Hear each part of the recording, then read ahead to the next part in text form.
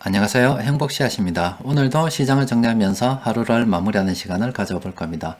오늘 우리 시장은 코스피도 코스닥도 하락 마감해버렸습니다. 코스피는 1.09%, 그리고 코스닥은 2.07% 하락 마감했습니다. 최근 들어서 우리 시장이 계속 하락하다 보니까 힘 빠지는 분들 많으실 것 같습니다. 자, 모두 힘냅시다. 자, 그런데 여러분들께 오늘은 주의사항 하나 알려드릴 겁니다.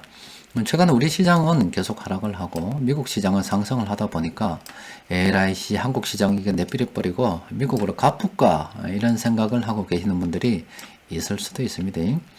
그런데 지금 미국 가면 괜찮느냐? 또 그건 아니죠. 우리 시장이 이렇다고 해서 미국으로 가면 곧바로 돈 벌 수 있는 것도 아닙니다. 왜 그러냐면은 지금 여러 가지 경제 지표들을 봤을 때 이상 신호들이 좀 몇 가지 감지가 되고 있습니다. 그러니까 일단 뭐 자료를 보면서 이야기하는 게 더 낫겠죠. 지금 보시는 자료는 CNN에서 정리하는 공포 탐욕 지수입니다. CNN에서 만들어내는 거예요. 여러 가지 어떤 지표들을 종합해서 이렇게 쭉 정리를 해놨는데 2020년도 작년에 코로나가 한참 창고를 하기 시작할 때 그때 사람들이 투자하기를 많이 꺼려했습니다. 그때가 주식이 굉장히 쌌죠. 싸게 매수할 수 있었어요. 그런데 최근 들어서 우리 시장은 그렇게 체감이 되지 않습니다만은 지금 이게 지금 탐욕 지수가 거의 100에 가까워지고 있습니다. 미국 시장은 또 많이 상승을 했거든요. 그래서 지금 우리 한국에 안 오르니까 떠나서는 미국 갈란다라고 해서 미국으로 갔단 말이에요. 가면은 지금 미국은 곧바로 이렇게 또 미끄러질 수가 있습니다. 그래서 미국 갔더니 또 쑥 떨어지겠다 이런 일이 생길 수가 있으니까 좀 조심해야 됩니다. 일단 이런 공포 탐욕 지수를 봐서도 지금 미국 시장도 좀 조정을 좀 받을 수 있지 않을까 이렇게 예상을 하고 있습니다. 또 그리고 다른 지표들 좀 보면은 지금 이게 인플레이션 지수이거든요. 기대 인플레이션인데 보시면은 최근 들어서 다시 이렇게 오르고 있습니다. 그럼 지금 이렇게 그렇지 않아도 인플레이션에 대한 이런 우려가 굉장히 큰데 미국에서 인프라 법안까지 통과가 되었단 말입니다. 그러면은 그게 또 인플레이션에 영향을 미치게 됩니다. 그럼 이게 또 금리 인상으로 귀결될 수가 있겠죠. 그러니까 좋은 소식이 미국에서도 안 나올 수가 있습니다.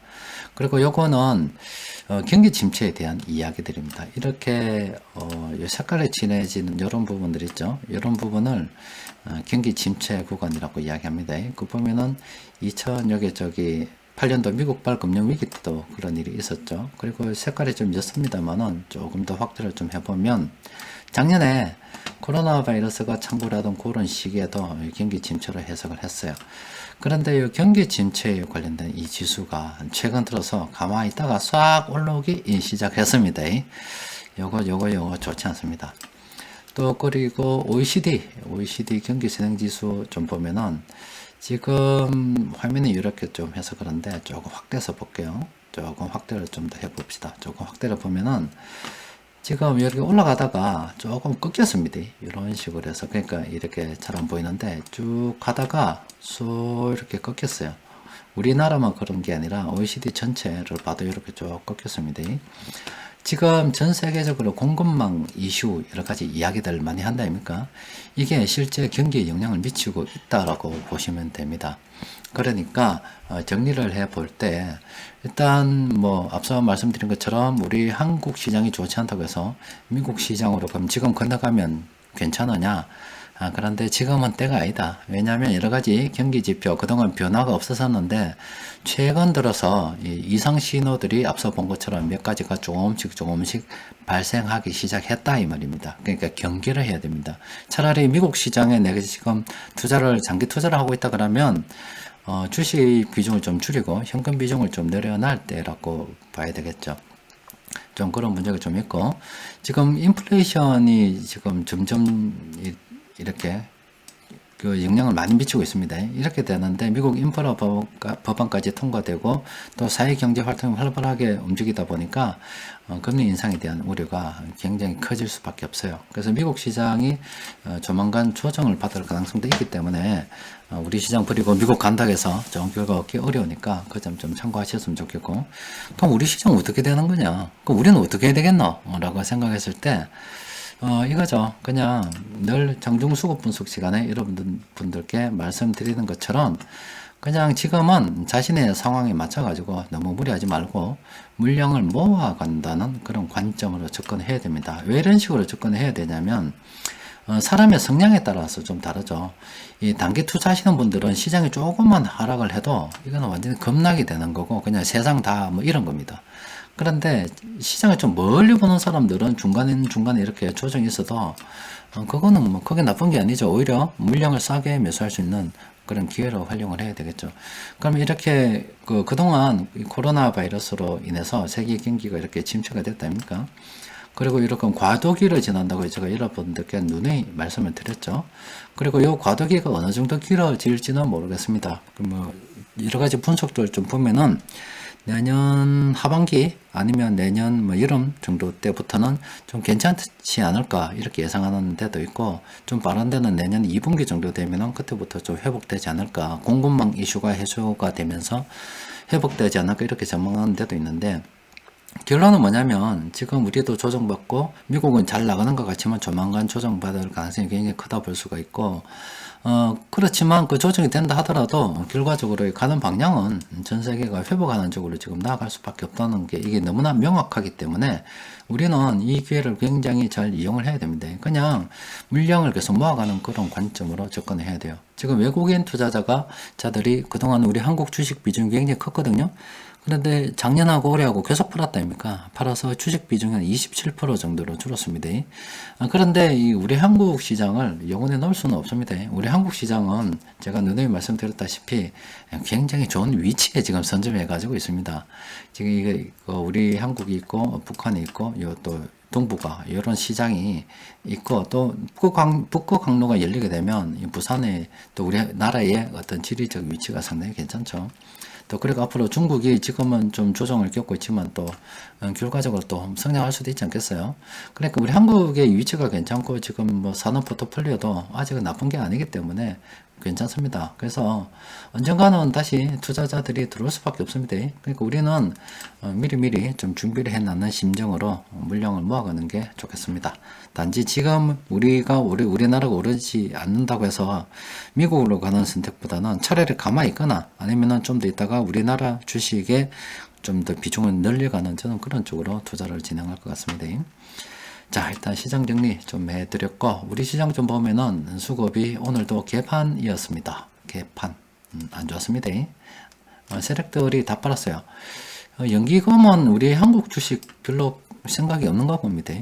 외국에 이제 자꾸 뭐 비중을 늘려간다고 하는 것 같은데, 뭐 그렇게 나쁜 건 아니죠. 근데, 모르겠어요.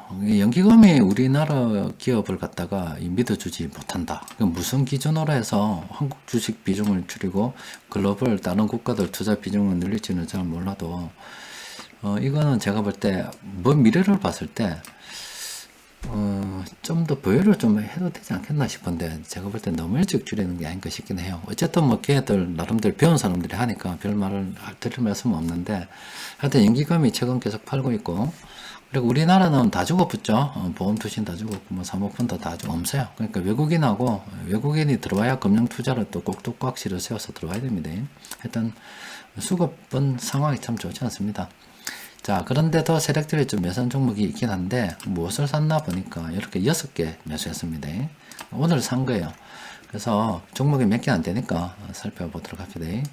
자, LF 같은 경우는 좀 관심을 가져볼 만합니다. 요거는 물론 저점 대비 좀 많이 오르긴 했어요. 오르긴 했지만 다른 것들에 비해서 크게 오르지도 않았고 앞으로 오를 일이 더 많겠죠. 요거는 보유하신 분들은 계속 보유 관점 또 적당한 때 봐서 뭐 난 이거 한번 해보고 싶다 하시는 분들은 긍정적으로 바라봐도 되지 않겠나 싶습니다.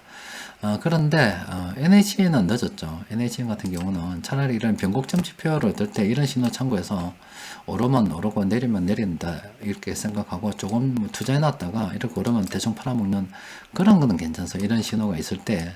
근데 지금은 뭐 아무것도 아니잖아 이거. 아무것도 아니기 때문에 안 하는 게 좋습니다. 자, 나노 신소재는 지금 탐욕 지표가 뭐 계속 방방 뜨고 있죠. 이거는 하지 마라 이 말입니다. 투자하지 마라, 조심해라 이런 거예요.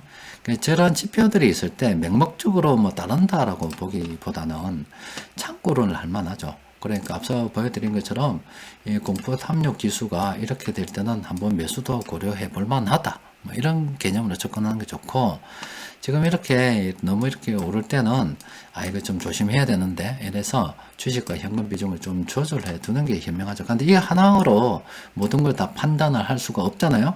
그래서 이리 보고 저리 보고 하는데, 인플레이션도 보고 여러 가지로 보는 거예요. 경기 침체, 이게 왜 갑자기 이렇게 올랐지 생각을 해 보는 거예요. 이게 공급망 문제, 여기 연결되는 거구나. 지금 우리뿐만이 아니라 OECD 여러 가지 다른 국가들이 지금 계속 하다가 좀 꺾이는 이런 분위기이네. 그럼 지금 조정을 받네. 그럼 무엇이 이렇게 영향을 미치고 있는지도 한번 생각을 해봐야 되겠죠. 그러면서 종합적인 판단하는 건데, 이렇게 탐욕 지수가 떴다고 했을 때는 일단은 좀 조심해야 된다 이 말입니다. 자, 두산중공업 같은 경우도 이렇게 변곡점 지표도 이렇게 찍힐 때는 좀 조심해야죠. 안 그렇습니까? 이렇게 찍힐 때는 조심해야죠. 그러니까 지금 두산중공업을 지금 들어가기는 그렇죠. 이미 들고 있으면 괜찮아요. 괜찮은데 지금 들어가기는 그렇죠. 우진 같은 경우도 그렇다 아닙니까? 이런 지표도 찍힐 때는 조심해야 돼. 차라리 이런 거 찍힐 때는 괜찮아요. 조금 오르는 거 보고 아니면 분할 매수 이런 관점으로 접근해서 적당하게 팔아먹을 기회들이 생길 수가 있거든요. 앞으로 오를 가능성이 크기 때문에, 떨어지더라도 오를 가능성이 크다고 보기 때문에 먹을 가능성이 있는데, 이런 거는 잘못 찍으면 골치 아파요. 이런 거는 안 그렇습니까? 그러니까 조심해야 됩니다. 그리고 조이시티 이 종목도 끝나붙죠. 이래 탐욕 지표 뜨면은 이거 일단 끝났구나 생각하시면 됩니다. 그러니까 오늘 세력들이 매수한 종목들 별거 없다 이렇게 정리하면 되겠고, 그리고 변곡점 지표 보면은 제 콘텐츠들이 초반에 예전에 좀 많이 나왔었죠. 이렇게 마감 시장에서 자주 언급이 됐는데, 최근 들어서는 그때는 세력들이 매수하는 종목으로 제법 언급이 됐었다 아닙니까? 그죠? 근데 지금 세력들이 지금 하락한다로 계속 언급이 되죠. 그냥 하락한다 언급될 때는 조심하는 게 좋죠. 세력들이 매수한다 대로 자주 언급이 될 때는 그때 조금 더 가도 괜찮겠죠. 근데 지금은 정반대 상황이기 때문에 조심해야 되겠죠. 그러니까 이런 종목들은 조심을 좀 해야 됩니다. 자, 오늘 우리 시장 좀 보고, 또 우리 시장이 안 좋아서 미국 시장 관심을 가지시는 분들도 있을 것 같아서 조심해란 의미로 몇 가지 이상 신호들을 좀 정리를 좀 해드렸습니다. 지금 현재 이 투자를 갖다가 진행할 때, 지금은 공급망 이슈가 해소가 되기 전까지는 여러 가지 시장 변동성들이 계속 있을 수밖에 없을 것 같습니다. 그래서 지금 당장 우리가 돈 번다고 생각하기보다는 가능하면은 어떤 종목들 우리가 싸게 매수할 수 있을까? 물량 확보에 우리가 관심을 가지고 계속 접근하는 게, 나중에 이제 그런 것들이 모이고 물량을 딱 잘 모아두면은 또 차익 실현할 일이 아니겠습니까? 조금 여유를 가지고 갈 때인 것 같습니다. 자, 오늘은 또 여기까지 정리하도록 하겠습니다. 이상입니다.